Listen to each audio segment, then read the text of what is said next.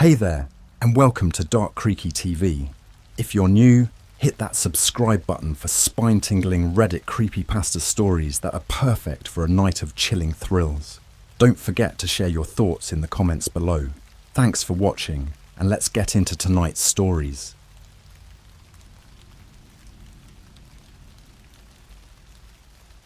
The Ouija board told us to open the door. Something is knocking, and we're too scared to answer. I'll be honest, what happened still doesn't make any sense, and every time I try to explain it, people either think I'm lying or just paranoid. I swear though, everything I'm about to tell you is 100% real. So, if you're reading this, buckle up, because I don't think I'm ever going to sleep peacefully again.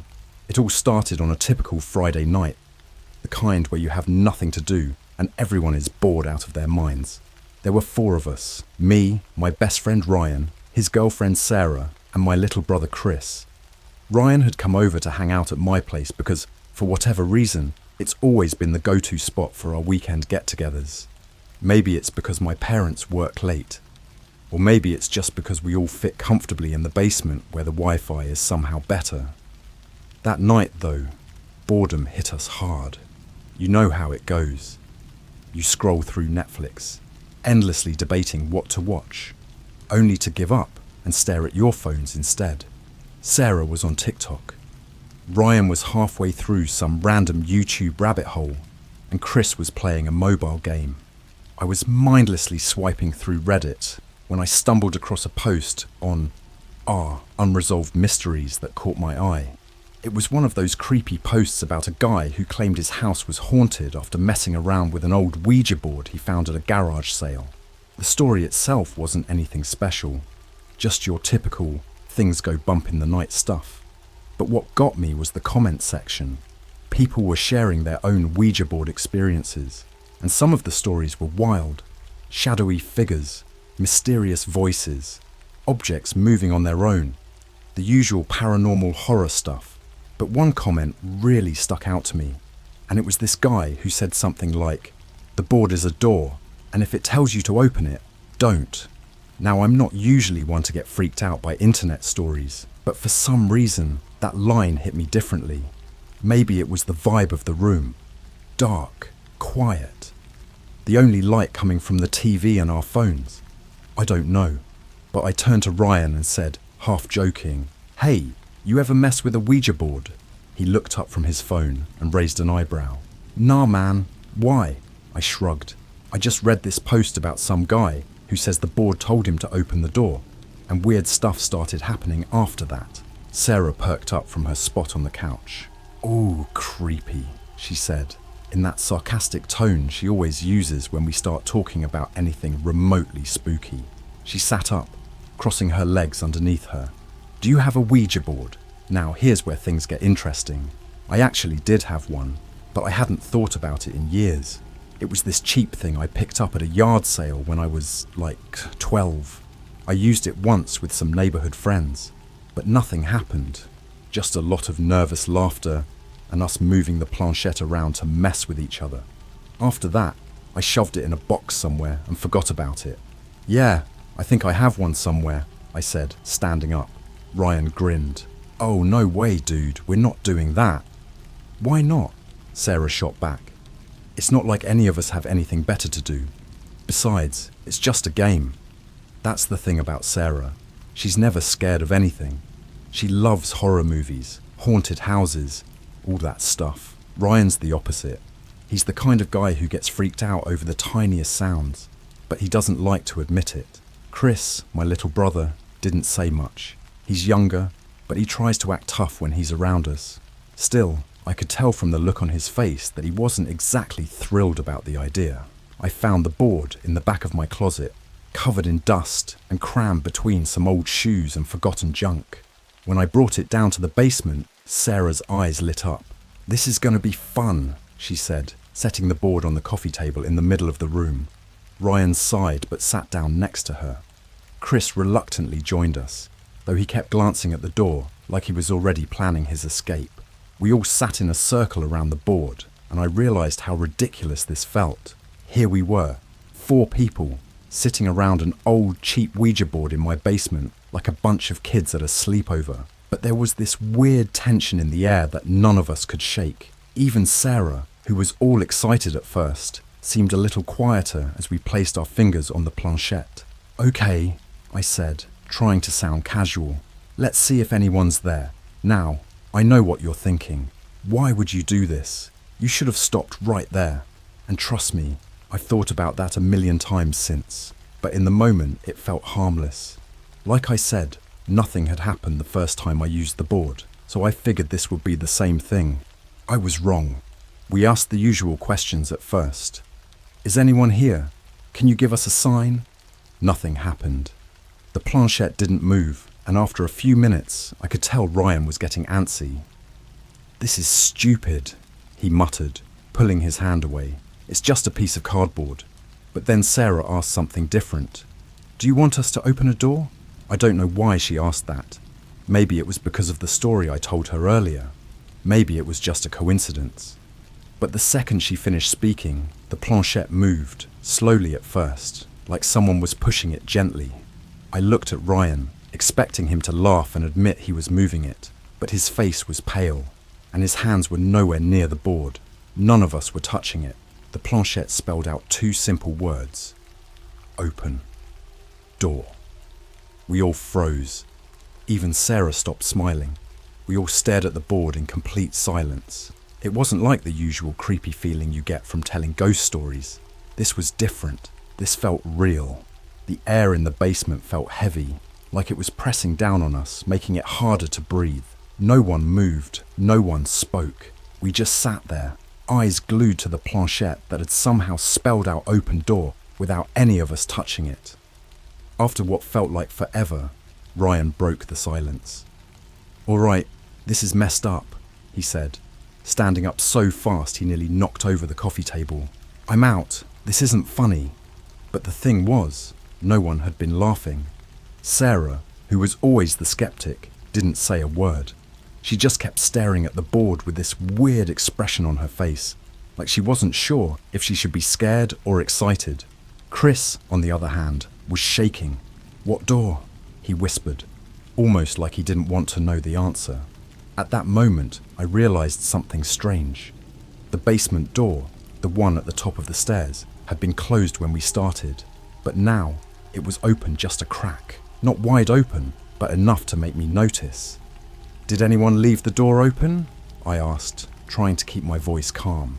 I figured someone had just gone upstairs for a drink or something and forgot to close it. Ryan shook his head. "No, I haven't moved. I didn't open it," Chris muttered, his eyes darting between us and the door. Sarah finally spoke up. "It was closed. I know it was." She wasn't smiling anymore.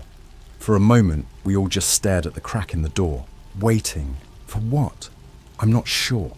Maybe we were waiting for something or someone to come down the stairs. I don't know. But the longer we stared, the more the tension in the room grew, like something was about to happen.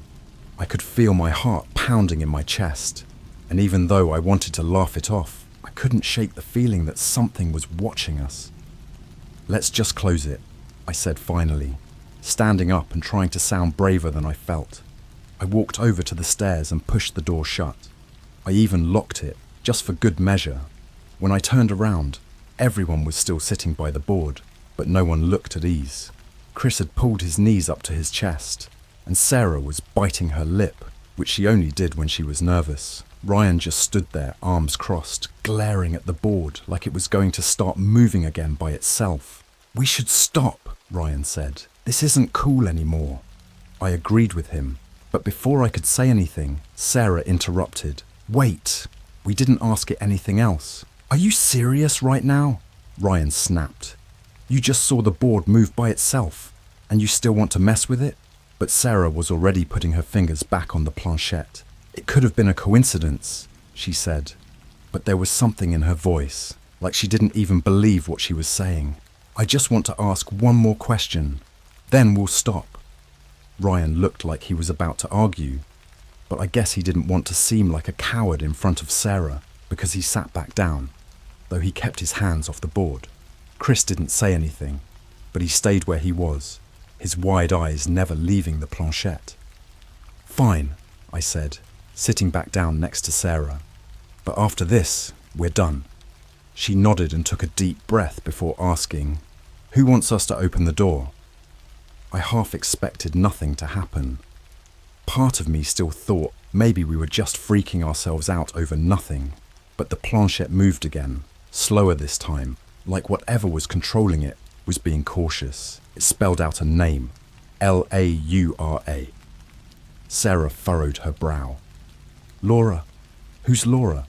I didn't know any Laura, neither did Ryan or Chris, but there was something about the name that sent a chill down my spine, like it was familiar, but in a way I couldn't quite place.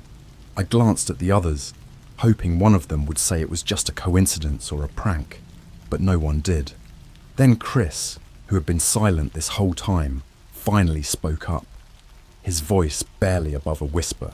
"What does she want?" For a second, I thought the board wouldn't respond, but then the planchette jerked violently, like whatever was controlling it was angry. It shot across the board, spelling out 2 more words. "Let me in."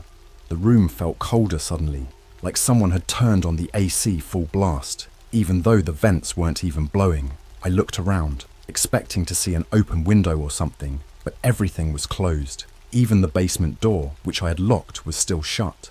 "Okay, we're done," Ryan said, standing up again and wiping his hands on his jeans like he'd just touched something disgusting.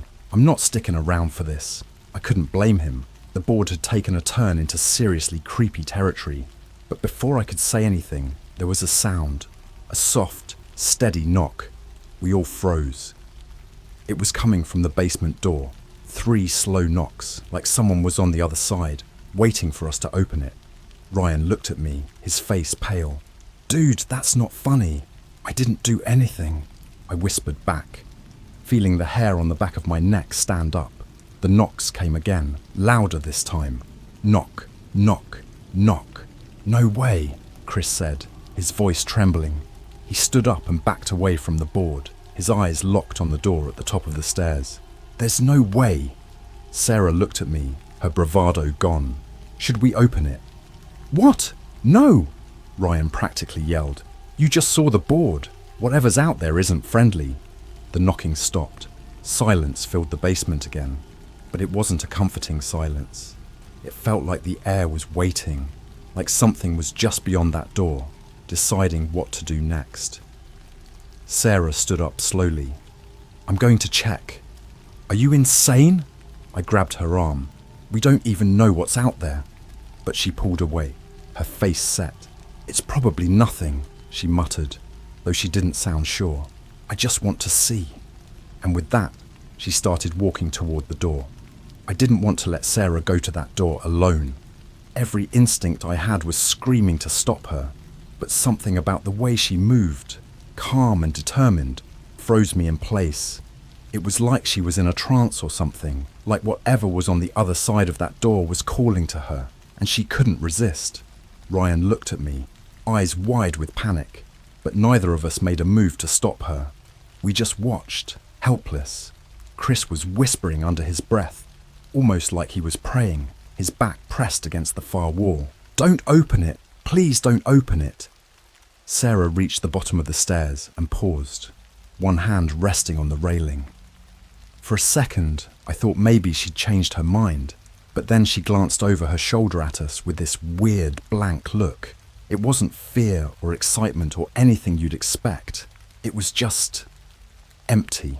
She started climbing the stairs, each step creaking under her weight in that slow, methodical way that only made the whole situation worse. The closer she got to the door, the more my stomach twisted into knots. I wanted to call out, tell her to stop, but my throat was dry and my voice wasn't working. Ryan was the first to snap out of it. "Sarah, don't!" he yelled, running up the stairs after her. He reached her just as she touched the door handle, grabbing her arm and pulling her back. "What the hell are you doing?" he shouted, his voice cracking with panic. "You can't just..." But before he could finish, the door banged. Not a knock this time, a full-on, violent bang, like something on the other side was slamming into it. trying to break through. Ryan stumbled back, nearly losing his balance on the stairs. We all froze again, staring at the door. It rattled in its frame, like whatever was behind it was angry now. The pounding grew louder, more intense, as if the thing on the other side was furious that we hadn't let it in. "Holy crap," Chris whimpered from his corner. "What is that?" I didn't have an answer. None of us did. But there was no way in hell we were opening that door. Not after hearing that. "Let's get out of here," I said, my voice finally working again. "This is messed up and I'm not sticking around to see what happens next." Ryan nodded, backing away from the door, still gripping Sarah's arm tightly. She didn't resist this time. Her blank expression had faded, replaced with confusion and fear. Whatever had been pulling her toward the door was gone, but the banging continued, relentless, as if the thing outside knew we were trying to leave and wasn't about to let us go so easily. We moved as quickly as we could, grabbing our phones and keys, ready to get the hell out of my house. I was the last one to head up the stairs, making sure no one got left behind. I didn't look back at the basement door, but I could still hear the pounding echoing through the house. Every slam made my chest tighten with fear. Whatever was out there, it wasn't going to give up. As we reached the top of the stairs and entered the kitchen, the banging suddenly stopped. Dead silence filled the air, so abrupt that it made all of us pause. For a second, I almost thought maybe we'd imagined the whole thing, that somehow we'd freaked ourselves out over nothing. But then, there was a new sound. This time, it wasn't coming from the basement. It was coming from the front door. Knock, knock, knock. 3 slow, deliberate knocks. We all froze again, eyes wide with horror. Chris was the first to speak, his voice trembling. "No way! No freaking way!" Ryan and Sarah both turned to look at me, like I had the answers, but I didn't. I was just as scared and confused as they were. I thought locking the basement door would keep whatever was down there away from us, but now it was at the front door. "We can't open it," I said, my voice shaky but firm. "Whatever's out there, it's not..." But before I could finish, there was a loud, scraping noise from the front door, like something was dragging its nails, or claws, across the wood. It was the kind of sound that sends chills straight down your spine, the kind you feel deep in your bones. I could see the door shaking slightly, just like the basement door had, as if the thing outside was waiting for us to make a move. Then, all at once, the knocking stopped again. The silence was almost worse than the sound itself. "We need to get out of here," Ryan said through clenched teeth. "Now!" I nodded, already moving toward the back door that led into the yard. But as I reached for the doorknob, another knock echoed through the house. This time, it came from inside, the basement door we had just left behind. "Is it inside?" Chris whispered, his voice barely audible over the pounding of my own heartbeat. I turned to face the basement door, and my stomach dropped.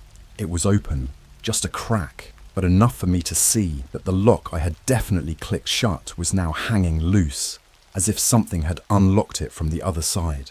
"Run," I muttered, backing away from the door. Ryan didn't need to be told twice. He grabbed Sarah's hand, and the two of them bolted for the back door. I grabbed Chris and followed, not daring to look back at the basement door, as I heard it slowly creak open behind us. We sprinted across the yard, not stopping until we reached the street. It was late, dark, and the only light came from the dim street lamps that flickered above us. I was gasping for air, adrenaline pumping through my veins, my mind racing. What had just happened? What was that thing? Sarah leaned against the fence, trying to catch her breath, her face pale. Ryan was pacing back and forth, running his hands through his hair, clearly trying to make sense of it all. "Dude, what do we do?" Chris asked, his voice shaky. I didn't know. I had no idea what to do next. Going back inside was out of the question, and none of us had any intention of sticking around to see what came out of that basement door. But something told me it didn't matter where we went. That thing wasn't going to stop. Ryan was the first to break the silence. "We have to end this," he said, his voice low but firm. "The board, that's where it started. We need to get rid of it." I nodded. He was right.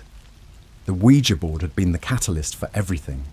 If we could get rid of it, Maybe whatever we'd let in would leave us alone. But then Sarah, who had been silent the whole time, whispered, What if it's not just the board? We all turned to look at her. What do you mean? I asked. She swallowed hard, her eyes wide with fear. The board said, open the door. But what if it wasn't just talking about the basement door? I didn't understand what she was getting at least not at first. But then, as the words sank in, a cold dread washed over me. She was right.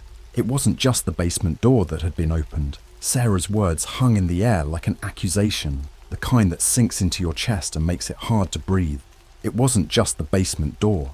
That much was obvious now, but none of us wanted to admit it. Whatever we'd done, whatever we'd let in, wasn't bound to one place. I don't get it, Chris said, his voice small. What do you mean it's not just the basement door? We haven't opened anything else. But he was wrong. We all knew it. The silence that followed felt heavier than the darkness around us. I could see Ryan and Sarah exchanging uneasy glances, both of them realizing what I was too afraid to say out loud. It wasn't about physical doors. It was something more than that. Something worse. When we'd used the board, we hadn't just asked random questions. Sarah had specifically asked, "Do you want us to open a door?" And the board had answered, "Open door." It hadn't meant the basement. It had meant something bigger, something inside of us. "Guys, we need to go back," Ryan said suddenly, his voice low but urgent. Chris looked at him like he was crazy. "What? No way. That thing is in the house. And you want to go back in there?" Ryan shook his head. "Not into the house. I'm talking about the board. We have to destroy it. I don't know what else to do." For a second, I wanted to argue, but deep down, I knew he was right. Leaving it behind wouldn't do us any good. The thing we'd invited in wasn't just going to stay trapped in my house forever. "Fine," I said, trying to sound braver than I felt. "But we need a plan. We can't just go back in there without..." Before I could finish, there was another sound, a rustling, faint at first, coming from the shadows behind us, a kind of noise that makes your skin crawl. All of us turned at the same time, our eyes straining to see what was hiding in the darkness of my backyard. At first, it looked like nothing, just the usual dark shapes of trees, swaying in the wind, the bushes moving slightly in the breeze. But then, the rustling grew louder, and I realized something was moving. Slowly, deliberately, a shadowy figure emerged from behind one of the trees near the fence. My first instinct was to think it was just some random person, maybe a neighbor walking their dog or something. But as it stepped closer, the figure became clearer, and my stomach dropped. It was tall, too tall, its limbs long and unnatural, like they'd been stretched out beyond normal human proportions. The way it moved wasn't right either, jerky and stiff, like it wasn't used to walking. And even though it was still mostly hidden in the shadows, I could see its face. Or rather, the lack of one. There were no eyes, no nose, no mouth. Just a smooth, pale surface where a face should have been. None of us moved. None of us even breathed. The thing just stood there, swaying slightly, like it was waiting for something. I could feel its presence, cold and wrong, seeping into my bones. And that's when I realized what it was. It was what we'd let in. "Run," I whispered. But none of us moved.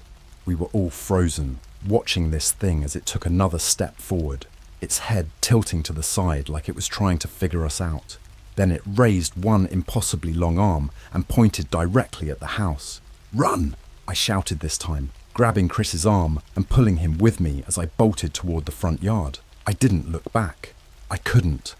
My only thought was to get as far away from that thing as possible. Ryan and Sarah were right behind us, their footsteps pounding the pavement as we raced down the street, hearts hammering in our chests. None of us spoke. None of us needed to. We were too focused on getting away from whatever had been watching us from the shadows. It wasn't until we reached the end of the block, gasping for air, that we finally stopped. I bent over, hands on my knees, trying to catch my breath. My whole body was shaking, adrenaline making my hands tremble uncontrollably. Chris was leaning against a street lamp, his face pale. "What the hell was that?" "I don't know," Ryan muttered, running a hand through his hair. "But it was real. You all saw it, right?"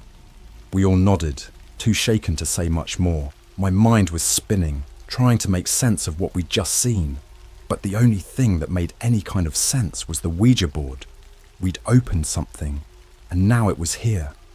Sarah was the first to break the silence. "We need to end this." I looked up at her, confused. End what? She was pacing now, her face tight with fear and frustration. "Whatever we let in, it's not going to stop until we do something. You saw that thing. It's real. It followed us and it's not going away." "So what do we do?" Chris asked, his voice trembling. "We can't just go back in the house. That thing's probably still in there." "We don't need to go inside," Sarah said, stopping in her tracks. She turned to face us, her expression grim. "We need to burn the board." Ryan's eyes widened. "Burn it?" She nodded. "If we destroy it, maybe whatever's happening will stop." It was a desperate plan, but at this point, none of us had any better ideas. I wasn't about to go back into my house, but the thought of burning the board gave me a tiny spark of hope. Maybe we could undo whatever we'd done. "All right," I said, standing up straight. "Let's do it." We started walking back toward the house, this time moving slower, more cautiously. I could feel the tension building again, like the air around us was watching, waiting for us to make a move. The street was eerily quiet, the kind of silence that makes every small sound, every leaf rustling, every distant creak seem amplified. As we approached my front yard, I could see the faint glow of lights through the windows. Everything looked normal from the outside. If anyone else had been watching, they wouldn't have had a clue what was happening inside. But we knew better. We crept toward the side of the house, sticking to the shadows, and reached the back door. I wasn't about to open it, so I tried to peek through the kitchen window instead. The house was dark, except for the faint glow coming from the basement. The door at the top of the stairs was wide open. That thing was still inside. "We need to be fast," Ryan whispered. "In and out. Get the board, burn it, and we're done." I nodded, my stomach twisting with dread. I didn't want to go back in there, but if we didn't, I had the horrible feeling that whatever we'd unleashed would follow us wherever we went. We slipped into the house through the back door, moving as quietly as possible. The only sound was the soft creak of the floorboards beneath our feet and the distant thrum of my pulse in my ears. As we made our way toward the basement stairs, the light below flickered, casting long, distorted shadows across the walls. The basement door was still wide open, like it was inviting us back in. I swallowed hard and took a deep breath, trying to steady my nerves. "Let's grab the board and get out of here," I whispered, inching closer to the stairs. But as soon as I stepped onto the first stair, the door slammed shut behind us, plunging the house into darkness. And then, from the other side of the basement door, we heard it. Knock, knock, knock. The sound of the knocking, slow, deliberate, and too close for comfort, made every hair on the back of my neck stand on end. My whole body tensed, and I felt my breath catch in my throat. The basement door was right there in front of us, closed and solid, but it felt like whatever was on the other side was staring directly at me. None of us moved. For a few seconds, it was like time had stopped, the house so silent that I could hear my own heartbeat pounding in my ears. Then came the knocks again, louder this time. Knock, knock, knock. "Don't open it," Chris whispered, his voice barely audible over the sound of his own fear. He was right behind me, practically glued to my side, and I could feel him trembling. "I'm not," I whispered back, though part of me wondered if we even had a choice. It felt like the whole house was closing in on us, like there wasn't anywhere we could go that would be safe. Ryan stepped forward, his hand resting on my shoulder. "We have to do it, man. We have to get the board, or this thing won't stop." I nodded, my stomach twisting into knots. "Okay," I whispered. "On 3, we open the door, grab the board, and get out." Sarah was standing just behind Ryan, her eyes locked on the basement door. She looked terrified, but she nodded, determined. "Let's end this." I took a deep breath and reached for the door handle. My hand shook as I gripped it, and for a second I hesitated. But I knew we didn't have a choice. Whatever was behind that door, we had to face it. 1, I whispered, swallowing the lump in my throat. 2, knock. Before I could even say 3, the door swung open on its own. It didn't slam open like before, but it creaked slowly, as if whatever was on the other side wanted us to see what was waiting. The light from the basement flickered again, casting long, shifting shadows on the stairs. And there, in the dim glow at the bottom of the stairs, was the Ouija board, sitting right where we'd left it on the coffee table. Only now, the planchette was moving.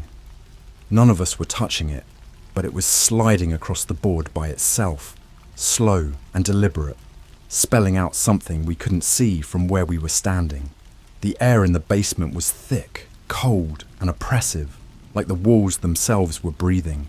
"We can't go down there," Chris whispered, gripping my arm. "There's something down there. You saw it. It's waiting for us." He was right. Every instinct in me screamed to run, to leave the house and never look back. But I couldn't do that. Not now. We had started this, and we had to end it. That thing, whatever it was, wasn't going to stop until we did. I swallowed hard and stepped forward, descending the stairs as quietly as I could. The others followed, their footsteps echoing softly behind me. With every step, the air grew colder, heavier. The closer we got to the bottom, the stronger the feeling that something was watching us became. It wasn't just a presence. It felt like eyes were boring into us from every shadowed corner. Finally, we reached the coffee table. The Ouija board was still there, the planchette resting in the middle. I stared at it for a second, half expecting it to move again, but it didn't. Ryan leaned down, his voice low and urgent. "Grab it and let's go." I reached out, my hand hovering over the board for a second before I grabbed it. As soon as my fingers touched the planchette, the lights in the basement went out completely, plunging us into total darkness. And then we heard it, the knocking. This time, it wasn't coming from the door. It was coming from everywhere. Knock, knock, knock. The sound echoed around us from the walls, the ceiling, the floors. It was as if the house itself was alive, trying to drive us out or trap us inside. I could feel the vibrations through the floor, and the pounding was so loud it made my head ache. "We have to go," Sarah screamed, grabbing Ryan's arm and pulling him toward the stairs. I didn't need any more convincing. Clutching the board in one hand, I bolted up the stairs, my heart racing. Chris was right behind me, his breath coming in panicked gasps. We reached the top of the stairs and slammed the basement door shut behind us, but the knocking didn't stop. The walls seemed to vibrate with it, the relentless knock knock knock coming from all directions, like whatever we'd let in was no longer confined to the basement. It was in the house, and it was furious. Ryan grabbed a lighter from his pocket, his hands shaking as he flicked it on. "We burn it here," he said, his voice barely audible over the noise. "Right here, right now." I threw the Ouija board down on the kitchen floor, my hands trembling. Ryan knelt down and set the flame to the corner of the board, and for a second, nothing happened. The fire licked at the edges of the cardboard, slowly catching, and then the flame spread. The knocking grew louder, more violent. I could feel the floor shaking beneath me, the air vibrating with the force of it. And then, just as the flames engulfed the board completely, the knocking stopped. Silence. We all stood there, frozen, watching as the board burned. The fire consumed it quickly, reducing it to ashes in a matter of minutes. The planchette, which had been resting on top, melted into a twisted, blackened lump. No one spoke. We just stood there, staring at the remains of the board, waiting for something to happen, for the knocking to start again, or for something worse. But nothing did. The house was silent. "I think it's over," Ryan said finally, his voice shaky but relieved. I didn't respond. I wanted to believe it was over, but deep down, I wasn't sure. The house felt different now, lighter, maybe, but there was still this nagging feeling in the back of my mind, like something was still watching, waiting. Chris was the first to move, stepping cautiously toward the back door. "Can we go now?" he asked, his voice small. We didn't need to be told twice. We left the house without looking back, the memory of the knocking still fresh in our minds. None of us spoke as we walked down the street, our footsteps the only sound in the quiet night. But as we reached the corner, Just as we were about to turn and leave my house behind for good, I heard it. A faint, distant knock. Coming from the direction of the house. I stopped, my heart skipping a beat. I turned back, squinting at the house through the darkness, and that's when I saw it. The front door was wide open.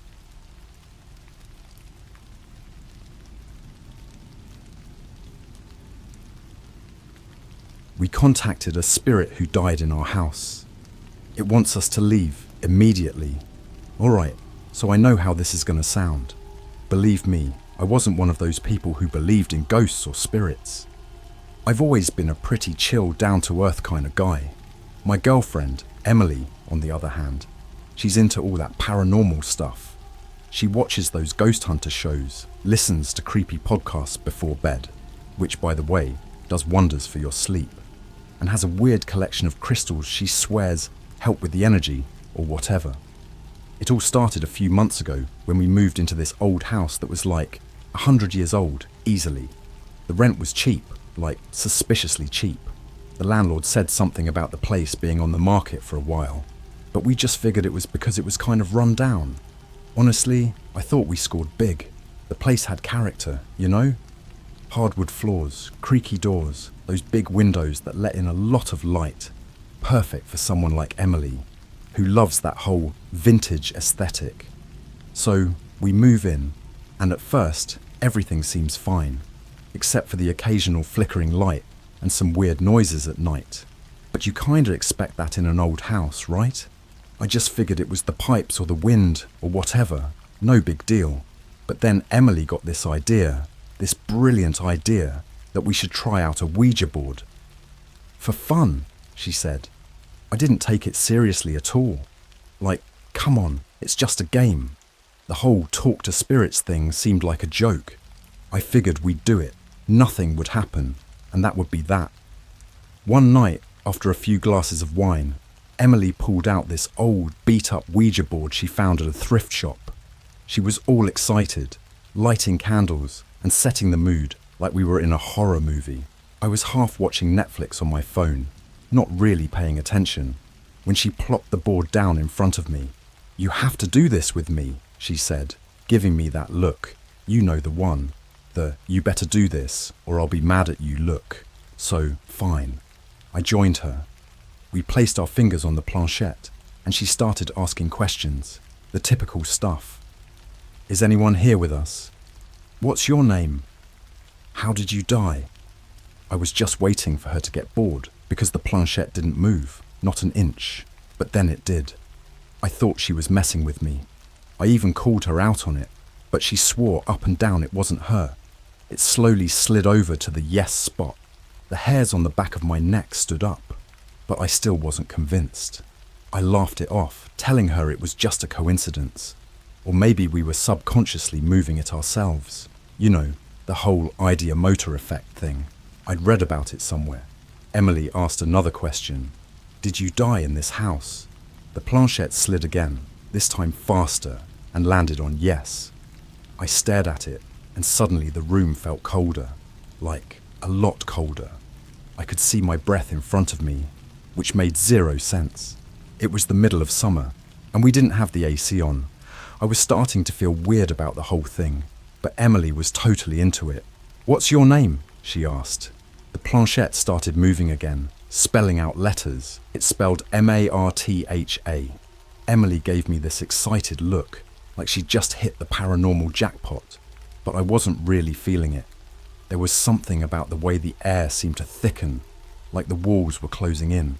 My phone, which I'd set on the table, suddenly buzzed like crazy.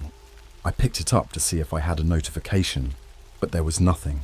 No texts, no calls. The screen was just black. Emily didn't seem to notice though. She kept going. "How did you die, Martha?" This time, the planchette hesitated. I was sure we were done, but then it started moving again, slower this time. Murder. We both froze. I looked at Emily, expecting her to laugh it off, but her face was pale. "Okay, this is getting weird," I said, trying to break the tension. "Let's just stop. It's probably a glitch with the board or something." But Emily wasn't listening. "Who killed you?" she asked, her voice barely above a whisper. The planchette jerked to life again. Leave. At this point, I wasn't having fun anymore. I didn't care if it was some subconscious trick or whatever. Something about the whole thing felt wrong. Emily was staring at the board like she was in a trance, and I had to practically pull her away from it. Seriously, we're done, I said, more forcefully this time. The candles flickered, then went out, all at once. We didn't touch the board again after that night. I figured that would be the end of it. Maybe it was just our imaginations running wild, you know? But things started happening. Little things at first. Items going missing, doors creaking open on their own, and then the real creepy stuff began. But I'll get to that. So, like I said, after the whole Ouija board thing, we didn't touch it again. Honestly, I thought it was just one of those creepy moments you laugh about later. But what started happening after that? Yeah, no one was laughing. It began small, like I'd leave my phone on the counter, only to find it in the bathroom. Or Emily would swear she left her keys on the coffee table, but they'd be in the fridge. At first, it was easy to explain away. We were tired from moving, maybe stressed out from work. Old houses are weird, right? Sometimes they creak and settle. Maybe our minds were just playing tricks on us. But the nights, that's when things got worse. One night, Emily woke me up at like 2 a.m.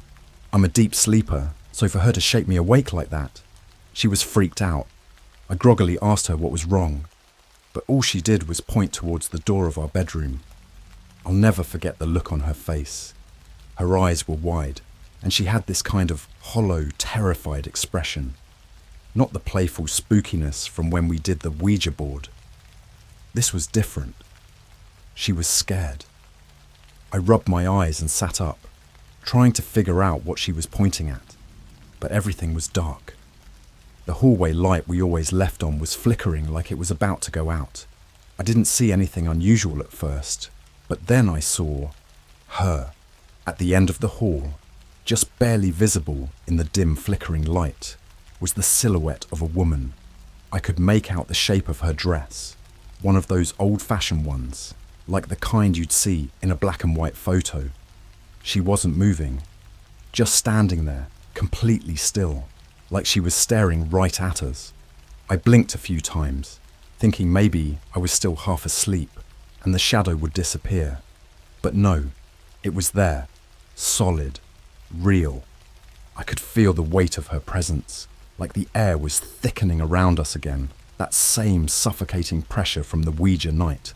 I wanted to move, to jump out of bed and check if it was some trick of the light, but I couldn't. My body was frozen, and all I could do was stare. The weirdest part? She wasn't casting a shadow. I know it sounds small, but in that moment, it was one of the scariest things I'd ever noticed. Emily grabbed my arm, and her voice was shaky. "Do you see her?" I didn't answer, just nodded slowly. We were both locked onto this figure, neither of us daring to breathe. Then, just as suddenly as she appeared, the lights stopped flickering, and the silhouette was gone. The hallway was empty.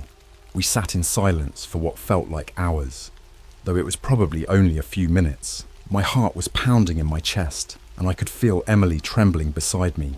She's usually the braver one when it comes to this stuff, but I could tell she was genuinely scared.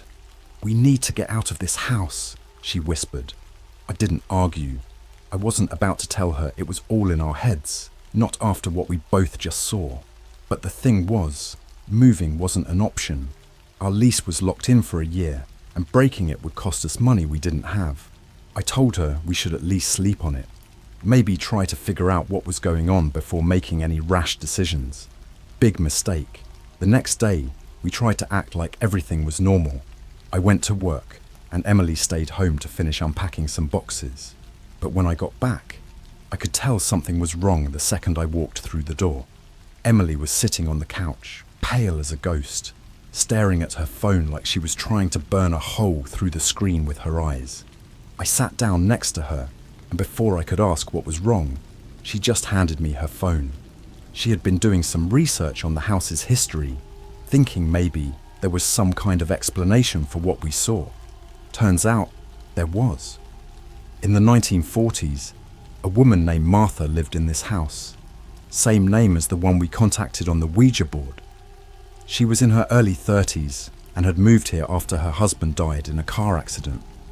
She lived alone for a while, but the neighbours started noticing strange things, like she would talk to people who weren't there. They'd see her standing in the windows at odd hours, staring blankly into the street. Some of the neighbours said they heard screaming coming from the house late at night, but no one ever checked on her. One night, she disappeared. The police came to investigate, but they couldn't find any trace of her. The official story was that she ran off, but the locals didn't believe it. They said the house felt wrong after she vanished, like it was carrying some kind of dark energy. No one wanted to live here after that. The house stayed empty for years until it eventually went back on the market, probably why the rent was so cheap. Emily looked at me, her face pale. We contacted her, didn't we? I didn't want to believe it. I mean, it sounded insane, but I couldn't deny what we saw. And now, knowing the history of the house, it was starting to make sense. That night, we heard footsteps, not creaks, not the sounds of an old house settling, actual footsteps, like someone was walking through the halls, pacing back and forth. And then there was the whispering. At first, it was faint, almost like the sound of wind passing through cracks in the walls, but it grew louder. It was coming from all directions, but when I tried to make out what it was saying, the words never quite formed. They just hung in the air, like the ghost of a conversation that never fully reached us. Emily refused to sleep in the bedroom after that. We camped out on the couch in the living room, but the feeling of being watched never went away. And the worst part, every night since that figure first appeared in the hall, the lights flicker at 2 a.m. Exactly. I can't shake the feeling that Martha isn't just a restless spirit. I think she's angry, and I think she's waiting for something, or maybe someone. After that night, things escalated fast. We started sleeping in the living room every night, too freaked out to go back into the bedroom. Emily even started lighting her weird sage sticks and spreading salt around the doorways like we were in some kind of horror movie. I wasn't convinced that would help, but honestly, we were desperate. The footsteps at 2 a.m., the whispers, those didn't stop.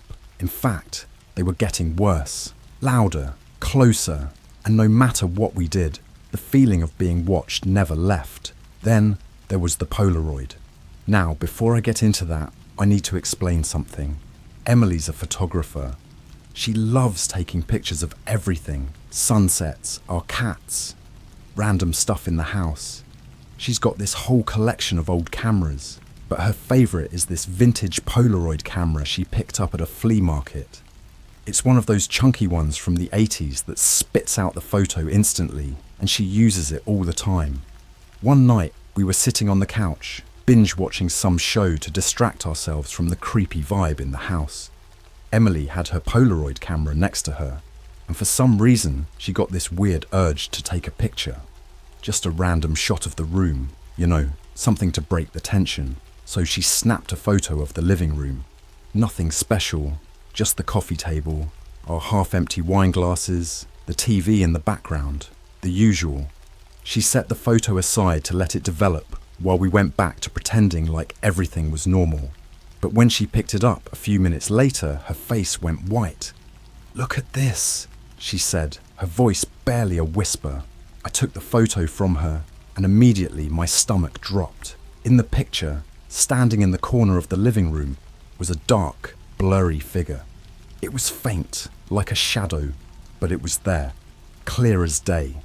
The worst part, the figure was standing right behind me. I felt this cold rush of panic wash over me. I looked at the corner of the room, where the figure had been in the photo, but there was nothing there, just the shadow from a lamp. But the feeling that someone, or something, had been standing there, it was suffocating. It wasn't just an empty space. It felt wrong, like the air was heavier there.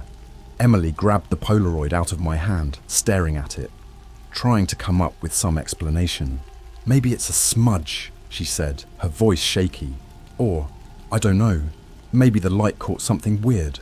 I wanted to believe her. Hell, I needed to believe her. But deep down, I knew it wasn't a smudge. The outline of the figure was too clear, too deliberate. The shadow in the photo was watching me. I could feel it, and the more I stared at it, the more unsettled I became. Emily decided to take another photo, maybe to prove to herself that it was just some trick of the light. So she snapped another shot of the same corner of the room. We both stared at the developing photo as if it held the answer to everything. When it fully developed, we both let out a small breath of relief. The photo was normal, no figure, just the corner of the room, with nothing but furniture and shadows. But then Emily did something I'll never forget. She turned the camera around, aimed it at me, and took another Polaroid. "Let's see what happens if we take one of you," she said, trying to lighten the mood. She set the camera down, and we waited for the photo to develop. I was halfway joking about how I better not look like some possessed demon or something, when Emily went dead silent again. She just stared at the new Polaroid, her eyes wide. I grabbed the photo out of her hand. Behind me, there it was again, the shadow. But this time, it was closer, right behind me. It was still blurry, but it looked more solid, like it was forming into something. And its arm, if you could call it that, was stretched out toward me, like it was reaching for my shoulder. I dropped the Polaroid like it burned me. Emily was staring at me, her face pale. "We need to leave," she said again, and this time her voice wasn't shaky. It was firm. She wasn't asking any more. "I don't care what it costs us. I'm not staying here another night." I wanted to agree with her. I really did. But where were we going to go? It wasn't like we had anywhere else lined up, and breaking the lease would cost us a fortune. I tried to convince her that maybe we could stay with friends for a few days, just to clear our heads. Maybe the house wasn't actually haunted. Maybe the stress was getting to us and we were imagining things. Emily didn't buy it, but she agreed we could at least take a break from the house. We packed a couple of bags and decided we'd crash at her friend Rachel's place for the weekend. Maybe some distance from the house would help us figure out what was real and what was just in our heads. We didn't make it through the night. As we were packing up, I heard it. The unmistakable sound of footsteps. Not upstairs, not in the hallway, in the living room, right behind us. Slow, deliberate, like someone was pacing back and forth. Emily froze, her eyes wide with fear. "Do you hear that?" I didn't want to turn around. I could feel my heart pounding in my chest, and my mouth had gone dry. I knew, without a doubt, that whatever was behind us wasn't going to be some trick of the light. I could feel it, like a weight pressing down on my back, pushing me to the ground. But I turned anyway. The lights flickered, and there, standing by the doorway, was the shadow. But it wasn't blurry anymore. It wasn't just some faint outline in the corner of a photo. It was solid, taking shape, and I could see the faint outline of a face, an empty, hollow face, staring at me from the darkness. "Martha," Emily whispered, her voice trembling. The shadow moved. It didn't walk, didn't glide. It shifted, like smoke being blown by the wind, and suddenly it was right next to us, closer than I ever wanted it to be. I grabbed Emily's hand and yanked her toward the door, not even bothering to look back. We ran out of the house, into the night, leaving everything behind. I don't know how long we stayed at Rachel's, but it wasn't long enough, because no matter where we went, the feeling stayed with us. That weight, that cold breath on the back of our necks. And that's when I realized leaving the house wasn't enough. We didn't sleep much at Rachel's place. Honestly, I don't think we really slept at all. Even though we were miles away from the house, it felt like we hadn't left it. Every creak of the floor, every car passing outside had us both on edge. Emily and I stayed huddled up on Rachel's couch, scrolling through our phones, trying to distract ourselves with anything other than the creeping fear that had followed us. Rachel kept asking what was going on, why we'd shown up in the middle of the night, looking like we'd seen a ghost. Well, because we had. But we didn't tell her the whole story. I mean, how do you explain something like this without sounding completely insane? We just told her we were having issues at the house, and she didn't push. She let us stay as long as we needed. But here's the thing, whatever was in that house, It didn't care about distance. The first weird thing happened the next morning. I was in the bathroom, splashing water on my face, trying to shake off the exhaustion. Emily was in the living room with Rachel, talking quietly. That's when I heard my phone buzz on the sink. It was a notification, an email. I picked it up and glanced at the screen, expecting some spam or a work email. But instead, I saw the sender's name. My heart stopped. The email was from me, like from my own address. I stared at it, trying to process. I hadn't sent anything, obviously, so I figured it was some weird phishing scam or a glitch. But then I opened the email. There was no subject line, no text, just an attachment, a photo. My stomach twisted as I tapped on the file, my brain racing through 1,000 different worst-case scenarios. But nothing could have prepared me for what popped up. It was the Polaroid, the one with the shadow standing behind me. I blinked, trying to make sense of it. There was no way that photo could have been on my phone. It was a physical picture. Emily had taken it with her Polaroid camera. But there it was, clear as day. The shadowy figure standing inches behind me, reaching out like it was ready to pull me into the darkness. I dropped my phone and backed out of the bathroom, my heart hammering in my chest. I didn't say anything to Emily right away. What was I supposed to say? I could barely wrap my head around it myself, but the weirdness didn't stop there. Later that day, after we tried and failed to act normal, Emily's phone started acting up. She was getting random calls from unknown numbers, like a lot of them. Every time she answered, there was nothing on the other end, just silence. At first, we thought maybe it was a glitch or someone prank calling her, but the calls kept coming, one after another. She stopped answering after the fourth or fifth one, but that didn't stop the phone from ringing. Eventually, she just turned it off, tossing it onto the coffee table with a frustrated sigh. We tried to brush it off, but deep down, we both knew something was wrong. Something else was happening, something that wasn't just confined to that house. It had followed us. That night, we decided to try and get some sleep, something we hadn't done properly in days. Rachel had set us up in her spare room, and for a while, it seemed like we might actually get some peace. But of course, that didn't last. At exactly 2 a.m, same time as always, Emily's phone lit up from across the room. We hadn't even plugged it in, and yet there it was, glowing on the nightstand, ringing like someone was calling. I glanced at Emily, who was already sitting up, wide-eyed. "What the hell?" she muttered, rubbing her eyes. She reached for her phone, her hand shaking as she swiped to answer the call. I leaned closer, listening. But there was nothing at first, just that same eerie silence. But then, just before Emily was about to hang up, I heard it, a faint, raspy whisper. So soft, I thought I might have imagined it. "Get out!" Emily's eyes went wide, and she immediately hit the end call button, tossing the phone onto the bed like it was burning her. Her face was pale, and she looked at me completely terrified. "Did you hear that?" she whispered. I nodded slowly. I'd heard it all right. It wasn't just in her head. The whisper, it sounded exactly like the voice we'd heard the night we used the Ouija board. And then it happened again. The phone rang. This time, I grabbed it before Emily could. I didn't care if it was some twisted prank or something worse. I needed to know. I answered. Silence. For a few seconds, it was just dead air, and I almost hung up. But then, that same voice, clearer now, rasped through the speaker. It was slow, deliberate, like whoever was speaking had been waiting for this moment. "Leave, before it's too late." I hung up immediately, my hands shaking.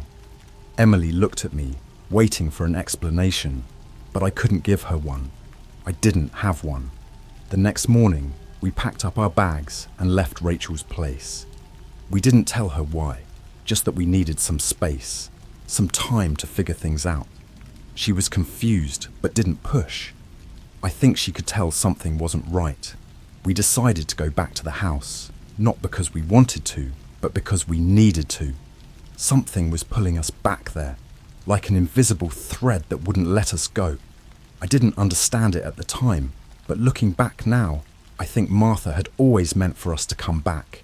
When we got to the house, everything seemed off. The air felt heavier, the light dimmer, and the house was silent. Too silent. I didn't want to go inside, but Emily insisted. She had this weird look in her eyes, like she was no longer afraid, like she needed answers. We stepped inside, and immediately the door slammed shut behind us. That's when I realized we weren't alone. The door slamming behind us wasn't just a draft or some old house quirk. It was deliberate, like the house was alive and wanted us trapped. The moment that door shut, everything felt wrong. The air was thick, like it was pressing down on us, and there was this heavy, metallic taste at the back of my throat. Emily and I just stood there, frozen, staring at each other in the dim light of the entryway. "We shouldn't have come back," I whispered, more to myself than to Emily. But she didn't respond. She was staring at the floor, her eyes wide, like she was seeing something I couldn't. I followed her gaze and immediately felt my stomach drop. There were footprints, wet, muddy footprints, leading from the front door, across the living room, and into the hallway. The thing is, they weren't ours. And then, as if on cue, we heard it, the familiar creaking of footsteps, except this time, they weren't distant. They weren't upstairs or in another room. They were right above us, slow, deliberate, like someone was pacing back and forth just above the living room ceiling. Emily grabbed my arm, her fingers digging into my skin. "It's upstairs," she whispered. The footsteps stopped, dead silence, and then boom, the sound of something heavy being dragged across the floor. My heart was racing now. It wasn't just footsteps anymore. There was something up there, something that wasn't trying to hide. Before I could say anything, Emily did something that still gives me chills to this day. She started walking, not away from the sound, but toward it, toward the hallway, toward the stairs, like she was being pulled by some invisible force. Her eyes were locked forward, and no matter how many times I said her name, she didn't respond. "Emily, stop!" I grabbed her arm, trying to pull her back, but she kept walking, her movements slow and deliberate, like she was in a trance. "Emily, please!" I practically shouted. She stopped, turning to face me, her eyes glassy and distant. "It's in the basement," she said, her voice hollow. "That's where it all started." I don't know how she knew that, but the second she said it, I felt a cold shiver run down my spine. The basement. We hadn't gone down there since we moved in. The door to it was tucked away at the end of the hall, and we'd both pretty much forgotten about it. But now, standing there in that suffocating silence, I couldn't shake the feeling that the basement was where this all began, and where it was going to end. Without saying another word, Emily turned and started walking again, this time toward the basement door. I followed her, not because I wanted to, but because I didn't trust her to go down there alone. I had no idea what was waiting for us, but it felt like we didn't have a choice anymore. We reached the door at the end of the hall. It was old, the paint peeling and the wood swollen from years of moisture. Emily didn't hesitate. She twisted the rusty knob and pulled the door open. It creaked loudly, revealing a narrow set of stairs that led down into pitch-black darkness. The air that drifted up was musty, stale, and carried a faint odour of something rotting. I didn't want to go down there. Every fibre of my being was screaming at me to turn around, to leave the house and never come back. But Emily stepped onto the stairs, moving like she was in a daze, and I couldn't leave her. We descended into the dark, the wooden stairs creaking under our weight with every step. The deeper we went, the colder it got. My breath started coming out in visible puffs, and I could hear the faint dripping of water somewhere far below. When we reached the bottom, the basement stretched out in front of us like a forgotten tomb. It was mostly empty, except for some old, broken furniture piled against the walls, and a single, naked light bulb hanging from the ceiling. Emily walked toward the centre of the room, stopping abruptly in front of a spot on the floor. There was something there, something scratched into the concrete, faint but visible, a shape, a circle with strange symbols carved around it. I'd never seen anything like it. Emily knelt down, running her fingers along the marks in the floor, her expression unreadable. "This is where she died," she whispered. "Martha?" I asked, my voice shaking. Emily nodded. She didn't leave. She never left. Her voice was distant again, like she was talking to herself. He killed her down here. My heart was pounding in my ears now. Who? Before Emily could answer, the temperature in the basement plummeted. It was freezing.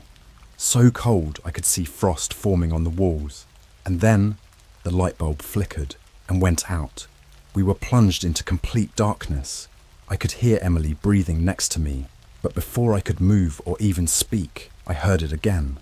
The footsteps. But this time, they weren't above us. They were in the basement. With us, something shuffled in the dark, moving slowly, deliberately. The air was so cold now that it felt like knives slicing into my skin, and I could hear the faint whispering again, closer this time, surrounding us. I reached for Emily, but I couldn't find her. My hands flailed in the darkness, desperate to grab hold of anything, but there was nothing, just the cold and the sound of footsteps. And then I saw it, the figure. It was right in front of me. I couldn't see its face. Just the outline of a woman in that old-fashioned dress, her head tilted slightly as if she was watching me. My breath caught in my throat and I tried to back away, but my feet wouldn't move. I was frozen, completely paralyzed by fear. "Martha," I whispered, my voice barely audible. The figure shifted closer, and as it did, I saw her face.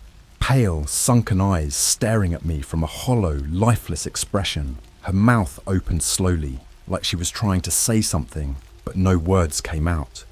Just the low, raspy whisper I'd heard over the phone. "Leave." Her hand reached out, cold fingers brushing against my skin, and I felt this overwhelming sense of dread. It wasn't just fear. It was something deeper, like I was staring into the abyss of everything dark and terrible. And then, all at once, the light flickered back on. The figure was gone. The basement was empty, except for Emily, who was standing on the other side of the room, her face pale and her eyes wide. "We have to go," she said, her voice barely a whisper.